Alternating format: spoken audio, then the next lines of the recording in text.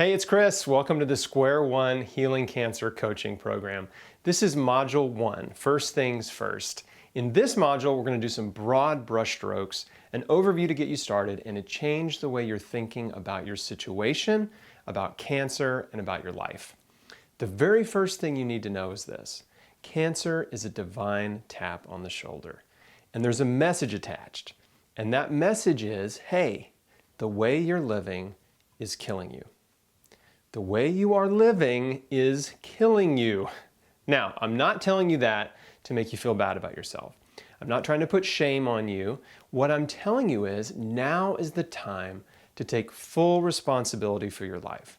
One of the most important things I did after my cancer diagnosis was to be honest with myself and say, well, maybe this is my fault. Maybe I had something to do with this.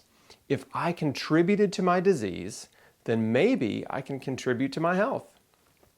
We live in a cause and effect world, and our choices matter. What you put in your mouth matters, what you put on your body matters, where you live matters, where you work matters. Your choices matter. Cancer is the convergence of multiple health-destroying factors in your life that all come together at the same time. The way you're living is killing you. Just go ahead and accept it. And if you go ahead and say, okay, this may be my fault, you know what that does? It empowers you. It empowers you to change.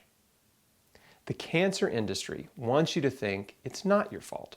They want you to think it was just random bad luck and that nothing you did mattered, therefore nothing you can do matters, except showing up for surgery, chemo, and radiation treatments.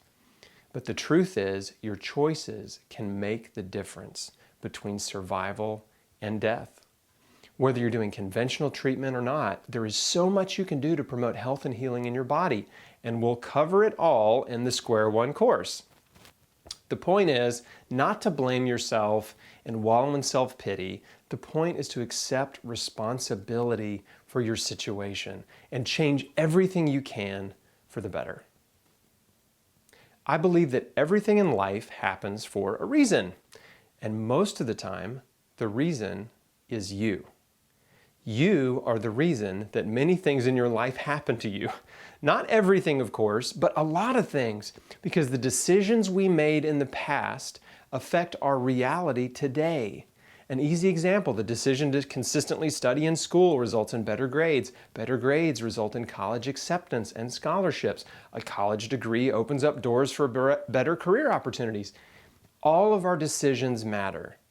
The diet and lifestyle decisions that you've made up to this point have all affected your health, whether you've realized it or not. And now we're going to make some changes. When we change the input, we change the output. Okay, so let's talk about the specifics of cancer. First, cancer is natural and it is normal.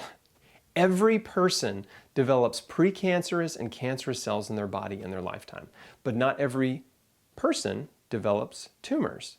The difference between the person with cancerous tumors and the person with no tumors is their immune system.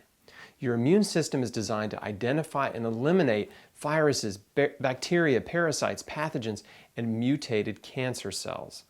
For a variety of reasons, cells in your body become injured. They can get DNA damage or mitochondrial damage, and when a cell becomes injured, it usually repairs itself or dies. But in some cases, that cell will mutate to survive.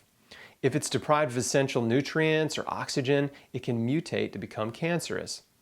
Every cell in your body is programmed to die at a certain point.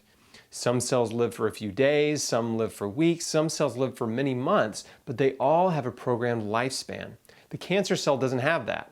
When a cell mutates and becomes cancerous, it starts dividing uncontrollably, and it loses the auto self-destruct mechanism, and it keeps living and multiplying. Eventually, it forms a tumor, and then cells from that tumor leave and form new tumors in other parts of the body. That's the way we've been told cancer develops.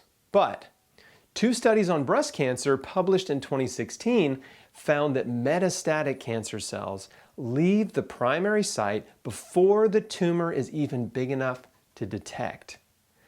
Generally, a tumor can't be detected until it's at least 1 millimeter in size.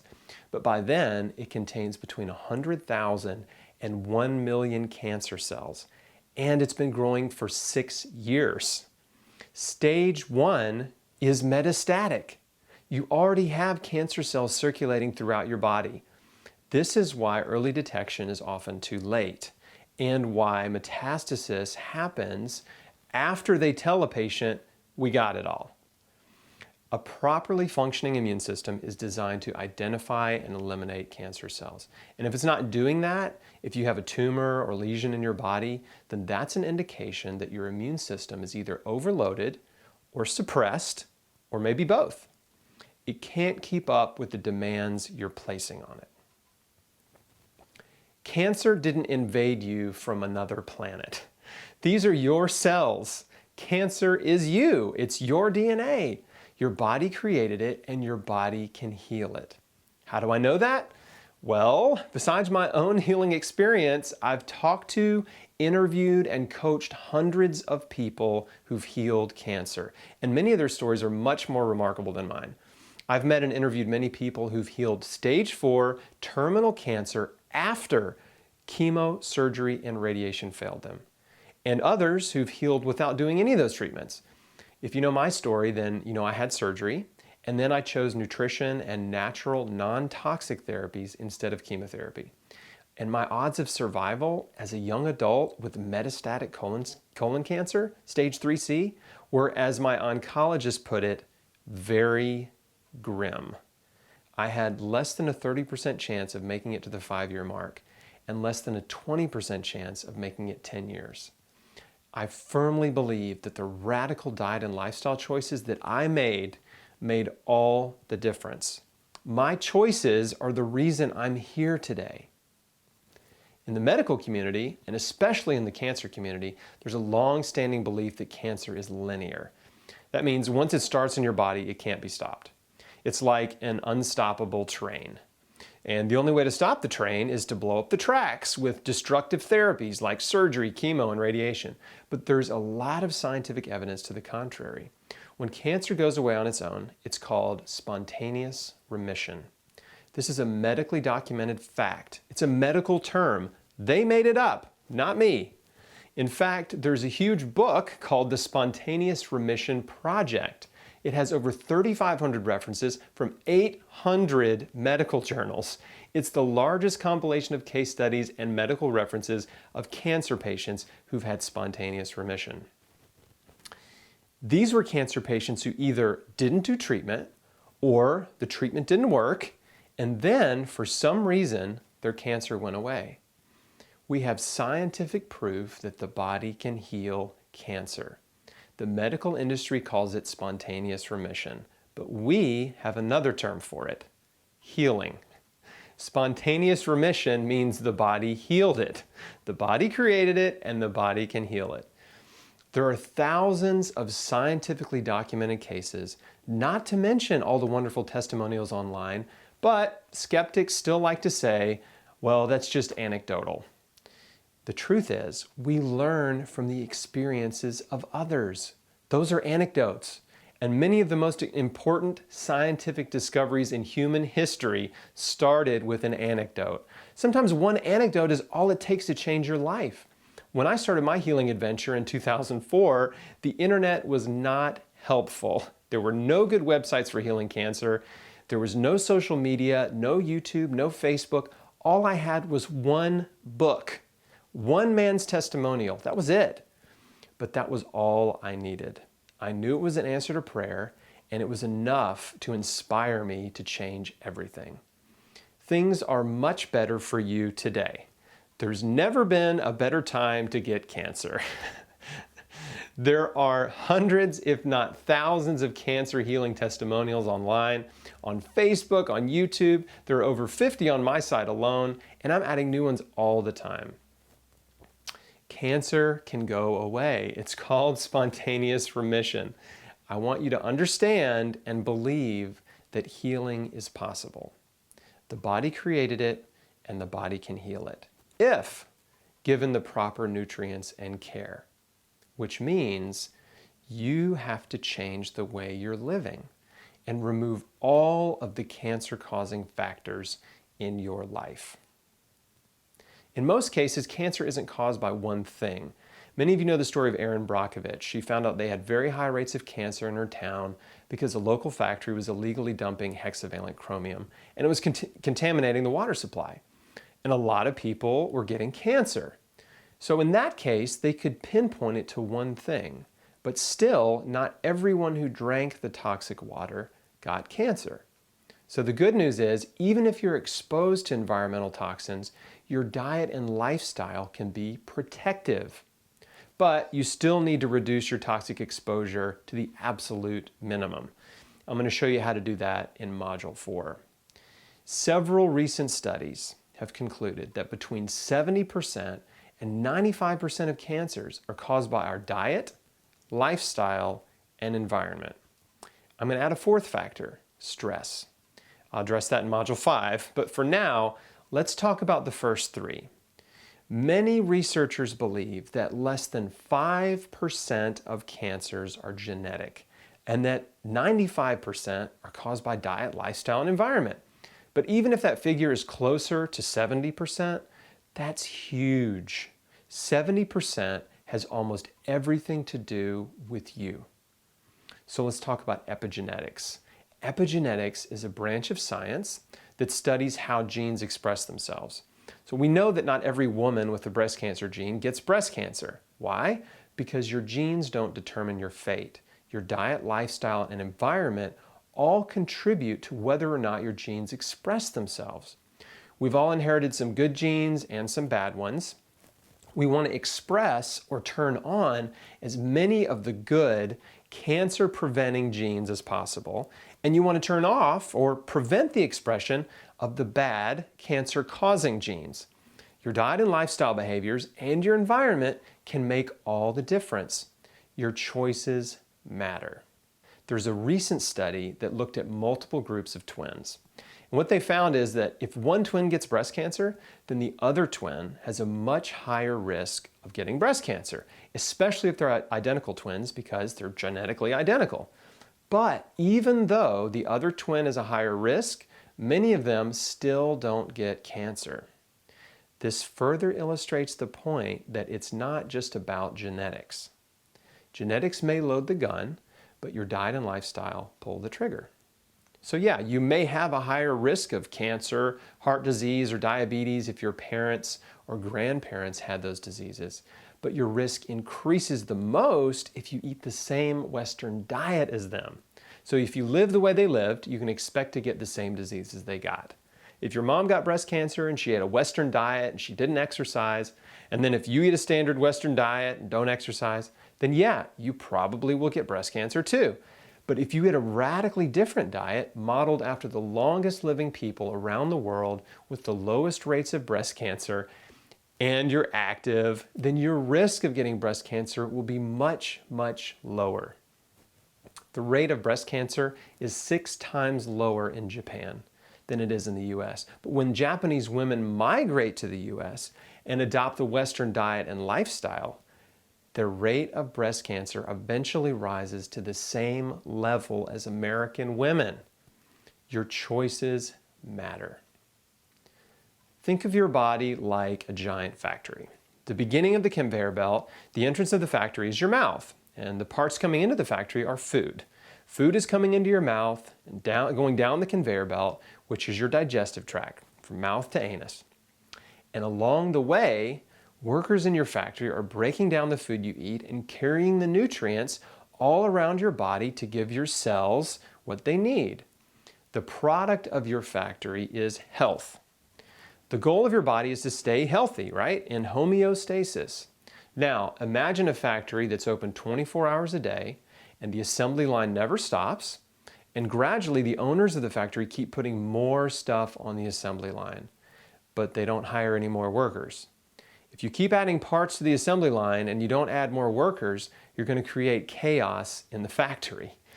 There's a classic I Love Lucy episode where Lucy and Ethel are working in a candy factory wrapping chocolates as they come down the conveyor belt. Then the conveyor belt speeds up and they can't keep up and the candies are piling up and falling off. And they're trying to get rid of the extra candies by eating them and stuffing them in their clothes so they don't get fired. It's hilarious chaos. This is kind of like what's happening in your body if you have cancer or any type of chronic Western disease, except it's not hilarious. Your body is overloaded and overwhelmed. There's too much coming in too fast, and your body can't keep up with the demand you're putting on it. Chaos ensues, garbage piles up, problems arise, and everybody is working as hard and as fast as they can just to try to keep up with the demand, but they aren't able to keep up. Your immune system is overwhelmed and it doesn't have enough capacity to deal with the rogue cancer cell that started multiplying and formed a lesion or a tumor, or maybe spreading in your blood like leukemia or lymphoma. What we want to do is we want to reduce the stress on your body, reduce your toxic load, simplify your life, and create an environment where your body can thrive, where it can prevent and heal cancer. We want your body to be a place where cancer cannot thrive. In the scientific community, they refer to this as an environment that's inhospitable to cancer. It's all about the terrain. Your internal terrain is either hospitable to cancer or inhospitable. We want to make it inhospitable. And there are major changes you can make to improve your internal terrain. Right now, you are what you ate. Your body is essentially made out of everything you put in your mouth. If you've been eating junk food and fast food for years, well, then your body is basically built out of junk. It's clogged up and it's polluted and it's not running right. But when you replace the man-made processed junk with high-quality raw materials straight from the earth, you dramatically change your internal terrain. I'm going to show you specifically how to do that in the anti-cancer diet modules, which is modules 3 and 4. Now I want to switch gears. There are two important questions that I ask every cancer patient, and now I'm going to ask you. The first one is, why do you think you have cancer? If you're taking notes, write the answer down. What are the reasons that you think you have cancer? I think you know why you have cancer. There may be some factors in your life that you aren't aware of yet, but I'm also confident that there are factors you do know about. If you think it's stress, you're right. If you think it's because you haven't been taking care of yourself, you're right. How do I know that? Because I've talked to hundreds of cancer patients, and when I ask them that question, they all tell me, I haven't been taking care of myself, and I've had a lot of stress in my life. Listen to your instincts and your intuition. Now, your doctor is not going to ask you why you think you have cancer, because most doctors don't care what you think. If you volunteer why you think you have cancer to your doctor, he's just going to shrug it off and say, it wasn't your diet or lifestyle or stress, it was just bad luck or bad genes. If you have family history, they'll tell you it's genetic. I didn't have any family history, and they told me mine was genetic. Blaming genetics is a way to make the cancer patient powerless. The cancer industry wants to make you a victim, a helpless, powerless victim. A victim has no control over their situation, which means you must be fully dependent on doctors to save you. And there's nothing you can do to affect your future. No, it's nothing you did. No, your diet doesn't matter. Yes, it's okay to eat ice cream, pizza, and burgers. You just need to make sure you eat enough so you don't lose weight. Natural non-toxic therapies won't help you. We are your only hope. That is the message that cancer patients are getting from their oncologists, and I'm here to tell you it's a lie. They're not your only hope. Your body created it. Your body can heal it. The second question I ask every cancer patient is, do you really want to live?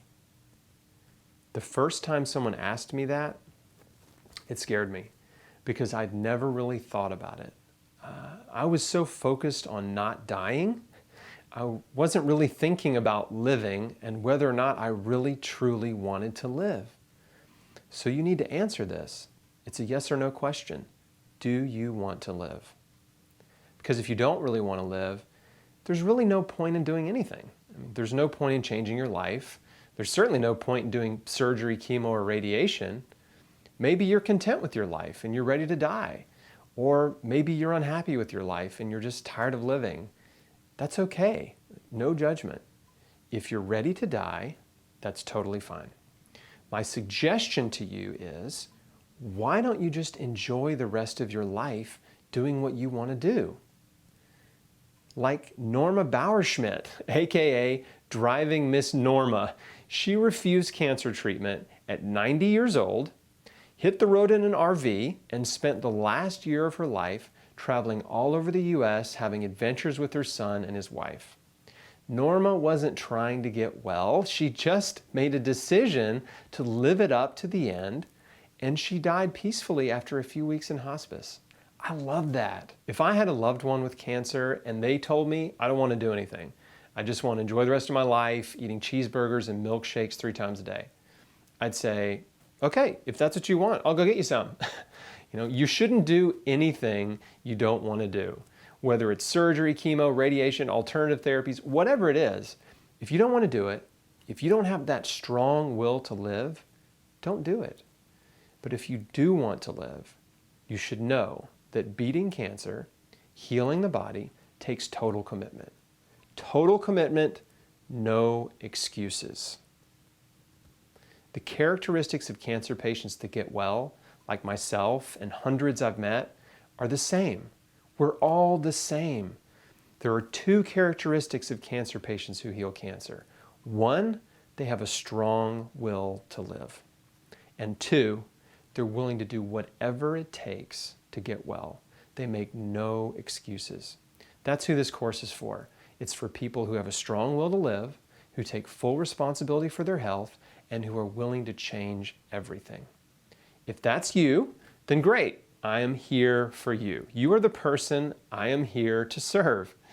But if you don't have a strong will to live, if you don't want to change your life, if you're not willing to quit smoking or change your diet or exercise or forgive, then this course is not for you. You must have a strong will to live, and you must be willing to do whatever it takes to get well. I'm talking about taking massive action. Minimal action usually produces minimal results. Massive action produces massive results. Sometimes small changes can produce big results, but if that's what you're hoping for, your hope is in the wrong place, because I will never tell you this one supplement or this herb or this one food is going to cure your cancer. And anyone who tells you those kinds of things is scamming you. That's snake oil, the one cancer cure, the magic bullet. There is no magic bullet. Healing requires a total life change. You have to be prepared to take massive action and make a total commitment. I'm talking about at least 2 years. 2 years, hardcore life change. I've seen a lot of cancer patients have dramatic turnarounds in their health in a very short time. 30, 60, 90 days. Tumors start to shrink or even disappear. But a 2-year commitment is essential because that's when you're at the highest risk of recurrence. Every cell in your body regenerates. You have almost an entirely new body every year. Nearly every cell has been replaced, some cells many times over in a year. But 1 year from now, you will basically have an entirely new body. That's pretty cool to think about. You are rebuilding your body. Every bite you take, you're building a new body. Remind yourself every day with every bite. I would think about that when I had cancer as I'm staring at this giant bowl full of vegetables. Some days I would have rather had a cheeseburger, but I reminded myself I'm building a new body. And that's what you have to be committed to do. At least 2 years, hardcore. There's a strange phenomenon that I see regularly, which is a cancer patient will adopt the hardcore diet and life change and do really well in the beginning. They feel great, the tumors start shrinking, or some tumors disappear within the first few months. And then for some reason, they get lazy and complacent, and they gradually go back to their old habits and their old way of living. And then the cancer starts growing again, or it comes back. Sometimes they become impatient that the tumors aren't going away fast enough. and then they let their doctors scare them and talk them into the quick fix of surgery, chemo, or radiation. And then the suffering begins. They're sick, they're weak, they can't eat, they can't get out of bed, and they get depressed and lose their motivation. And all the nutrition and exercise and health promoting habits go out the window. And then the cancer comes back and their situation goes downhill really fast. And it often does not end well for them. So let's talk about fear. Fear is a major factor here. I get it. I know what it feels like to be afraid of cancer. But let's break fear down for a moment. Where does the fear of cancer come from? It comes from the cancer industry because most people are afraid of suffering. They're afraid of the brutal treatments. They're afraid of being sick and poisoned and the damage that it does to their body and all the uncertainties and unknowns. They're afraid of all the complications that can come from surgery, chemo, and radiation. That's where the fear comes from. Most patients I've talked to are not really afraid of dying. They're just afraid of suffering. You need to be honest with yourself about what you're really afraid of and address that fear head on. If you're afraid of suffering from chemotherapy, radiation, or surgery, that's pretty normal. But remember, most of the fear of cancer comes from the cancer industry. And what I've got to tell you is, don't be afraid. Do not let fear dictate your decision-making process. Because when you're afraid, your stress hormones are pumping and you will make irrational and impulsive decisions. The cancer industry uses fear to motivate patients to take immediate action. They say, if you don't do these treatments, you're going to die. We need to start right away. And patients are rushed into treatment with fear. Remember, the cancer treatment industry is a business. This is a $1 trillion industry. And over the years, the oncology industry has figured out that if they don't book cancer patients into surgery or chemo or the next procedure before they leave the office, then there's a good chance they will lose that patient and lose that future income. For a short time, my mom actually worked in an oncologist office, and her job was to book the patients for their next appointment before they left. It wasn't a sinister plot, it was just the way things work. A patient comes in, they get a cancer diagnosis, and then it's like, okay, now we got to make sure we get them booked for their next appointment or procedure before they leave. Don't be afraid. Take a deep breath and breathe. You've got to breathe through this. You have time to read and research. You have time to change your life. You have time. Now, there will always be exceptions. If you have a tumor that's blocking your windpipe or your digestive tract, you may need immediate surgery. But most cancer patients have time. Many patients don't even feel sick when they get a diagnosis. You have time to read and research, you have time to change your life, and you have options. Don't let anyone rush you into anything you don't want to do. Don't make a fear-based decision. Listen to your instincts and your intuition. If you don't want to do a specific treatment, if something deep down inside of you is saying, don't do it, then don't do it. It doesn't matter if your family and your friends want you to, or if the doctor says you need to. Your instincts and intuition are powerful. You need to take the time to read and research and to change your life. You could experience a dramatic improvement in as little as 30 to 90 days doing exactly what I'm talking about in this course. I'm often asked if I would still have surgery knowing what I know now. And my answer to that is no, I would not have rushed into surgery immediately because my tumor was not life-threatening when I was diagnosed. I would have taken some time, 30 to 90 days, to change my life and give my body the opportunity to heal. And I would have closely monitored my progress along the way. We'll talk about the best ways to do that in Module 9, which is all about testing and how to monitor your progress. In my 20 questions for your oncologist guide, which is also part of this course, there are some critical questions to ask your doctor. And one of them is my cancer fast growing or slow growing? Chances are it's slow.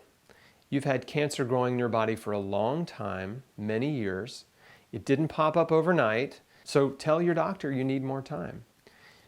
I'd like to take a few months to get my life in order. I'm not ready for treatment yet. And in many cases, they will give you permission to delay treatment. If they don't give you permission, then you have to decide whether or not you want to go against your doctor's advice. That's not as easy, but people do it all the time. Now, let's talk about the people around you. Because if you make a decision to delay or opt out of conventional cancer treatment, some people will not understand. They'll tell you you're wrong and that you're making a mistake. The first person that disagreed with me was my wife, Micah. She loves me, but when I told her I wanted to heal with nutrition and not do chemo, she thought I was making a huge mistake. And then other people around me, family members who loved me and wanted me to live, began calling and telling me I was making a mistake. And like many cancer patients, in order to appease the family pressure, I went to see an oncologist. When I asked him about alternative therapies, he said, "If you don't do chemo, you're insane." The only person who supported me in the very beginning was my mom.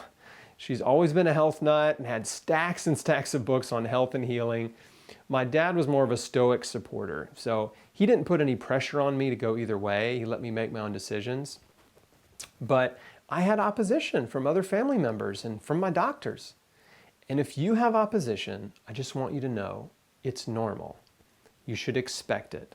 When everyone else is floating downstream and you're trying to swim upstream, a lot of people are going to be like, "Hey, you're going the wrong way." So you need to be prepared for that. Some of you watching this are swimming upstream right now, so you already understand what this feels like. Listen to your instincts and intuition. That's the most important thing because that will guide you. Now, obviously, I'm a Christian, so I think you need to reach out to God and ask for help. God, help me. Show me what to do. I need encouragement and support and direction. Reach out and ask for help. Even if you don't believe in God, or if you're not sure there is a God, just reach out and just say, "Okay, God, if you're real, you have my attention. Just show me what I need to do. Show me what I need to change. I'm listening." And I can assure you that if you sincerely reach out that way and ask for help, you'll get it. Help will come to you in miraculous ways. It did for me, and I've seen it happen over and over again. But make sure you're looking for those miracles and answers to your prayer. Don't dismiss them or shrug them off as coincidence. There are no coincidences. During this process, you may need to have conversations with people around you who don't understand because they will continue to pester you and they will create a lot of stress and anxiety in your life. They'll keep saying, "You really need to do the surgery or chemo or radiation. You really need to do what the doctor says." And at some point, you just have to sit down with them or get on the phone and say, "Listen, I know you love me and I love you. I know you care about me, but I need you to understand that I'm making the best decision for me. My goal is to live as long as possible and to get well. And I'm reading and researching and learning as much as I can so I can make good decisions. I'm not going to rush into anything out of fear. And I'm not going to do anything that I don't have peace about." When you explain yourself in that way, they will understand. You may need to say, "Listen, I understand what you think I need to do, but I really don't want to talk about it anymore because if that's all we're going to talk about, it makes me not want to talk to you. And I would love for us to just hang out and spend time together and not talk about this stuff. And for you to just trust that I'm making the best decision for me." Sometimes a reality check is appropriate. If you've asked your doctor some of the questions in my 20 questions for your oncologist guide, then you will have some important details to share with your friends and family to get them to back off. For example, if you're stage 3 or 4 and you ask your doctor, "Will this treatment cure my cancer?" and they tell you no, then you can remind your loved ones that your doctor told you it isn't curable. By the way, an incurable diagnosis can be a blessing in disguise because when the doctor tells you the treatment is not curable, that gives you permission to opt out of treatment. They've told you the truth, that they can't cure you, and that empowers you to take full control of your situation. And you can tell your friends and family, The doctors told me they can't cure me. All the treatments are going to do is make me sick and I'm going to suffer, and there's no guarantee I'll live any longer or have a better quality of life. I'd rather change my whole life and try to get well that way. So, I've got nothing to lose. And here's what you say to your doctor. Doctor, thank you so much for all the information and for your time.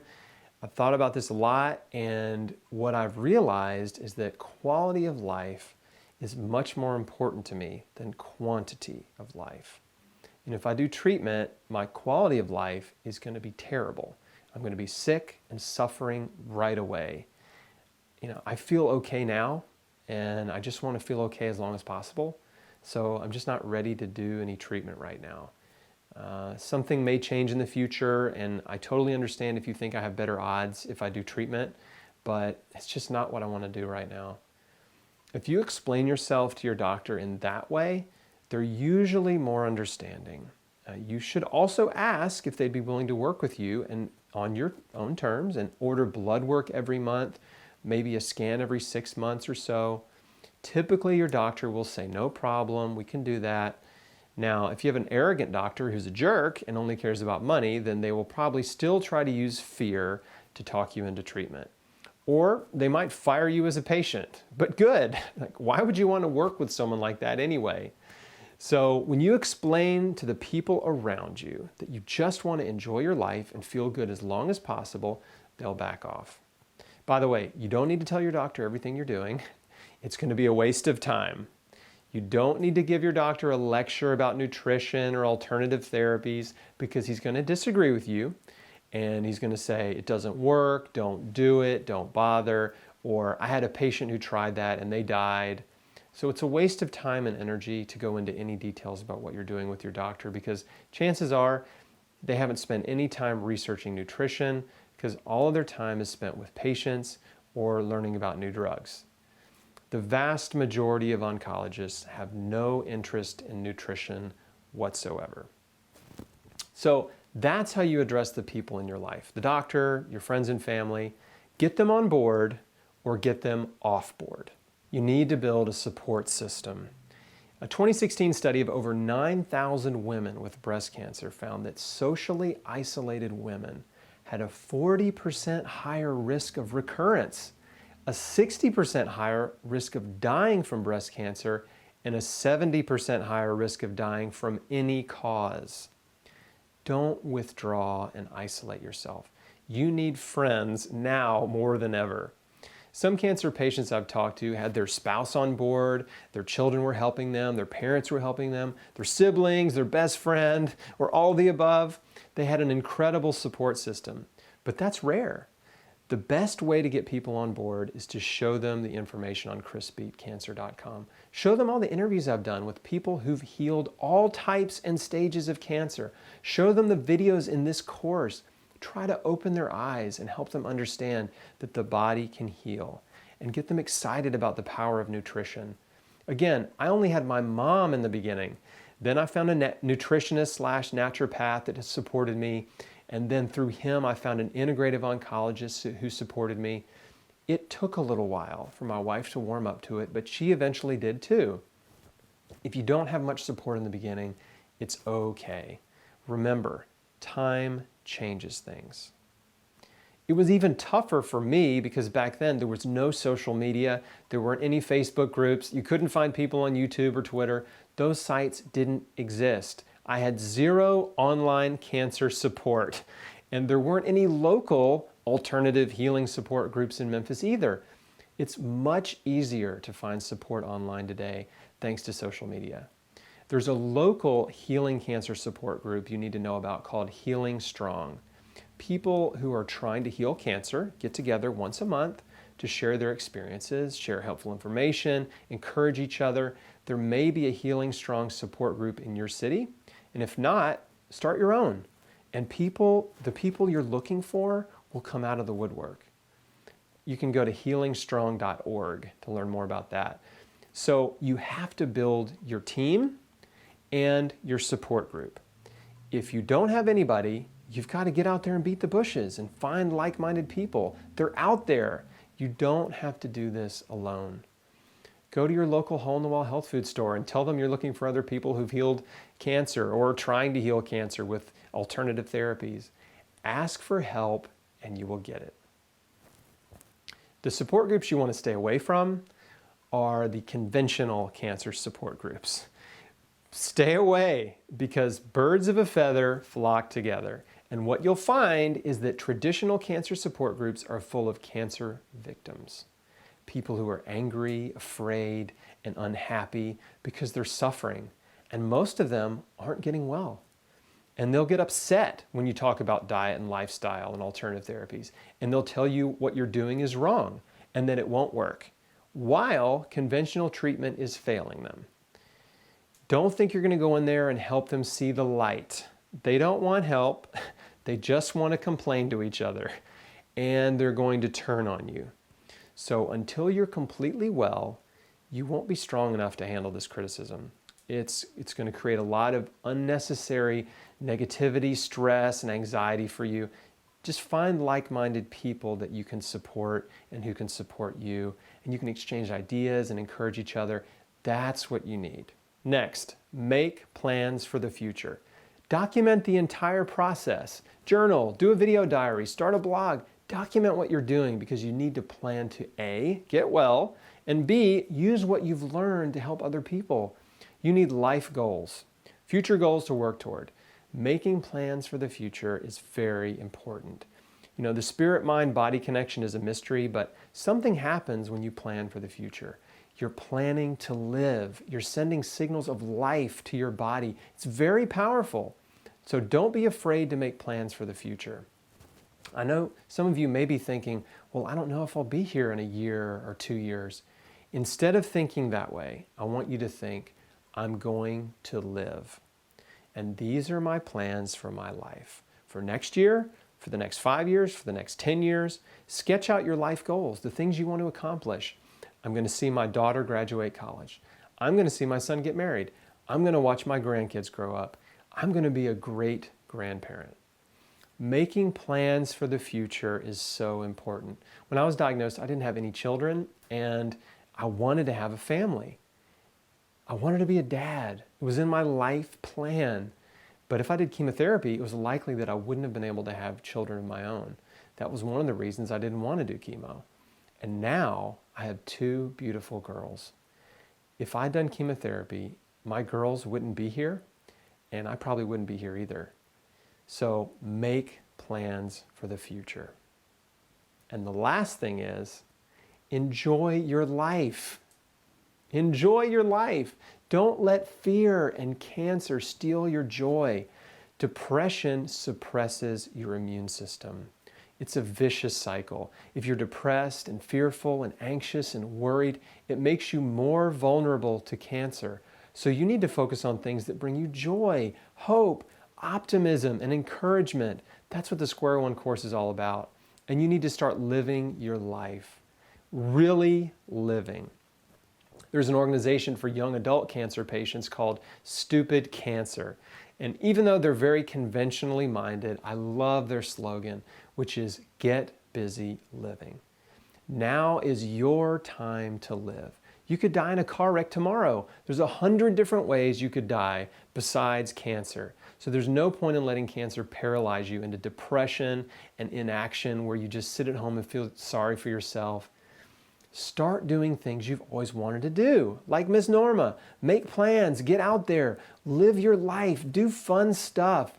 Go skydiving, mountain climbing, and bull riding like the Tim McGraw song. Decide to enjoy your life and to enjoy the process and get busy living. Even if some of these radical changes are difficult for you, like giving up your bad habits and your favorite junk food to eat vegetables that you've never liked, you've got to keep your perspective. The fact that you can get out of bed in the morning, that you can see, that you can hear, you can breathe fresh air, you can feel the sunshine on your skin, and that you're alive, these are things to be thankful for. I talk about this a lot more in Module 7 about how to identify and eliminate the stress in your life and how to stay positive and enjoy your life, but I just wanted to touch on that here. The overarching goal of the Square One program is to help you change your whole life and for you to enjoy the process. This is a new chapter. It's a new season in your life. It's a new adventure. So don't look at it like a chore. Don't look at it like drudgery. If you're focused on negativity and feeling sorry for yourself, stop it. Stop focusing on the things you can't do and start focusing on all the things you can do. Focus on all the things you have to be thankful for. You have 1,000 things to be thankful for and happy about. Pick one. This will dramatically change your outlook and your mood. That's where joy comes from. It comes from gratitude. Gratitude is the secret to happiness. Practice gratitude every day. In Module 2, I'm going to help you connect the dots and identify the many factors in our world and in your life that are causing and contributing to cancer. And I will show you the steps you can take to systematically remove these cancer causers from your life, making it easier for your body to heal, and also significantly reduce your risk of recurrence or of getting cancer in the first place. We're going to talk about your diet and lifestyle, your home, your work environment, stress, and a lot more. Don't miss it. Thanks for watching, and I'll see you on Module 2.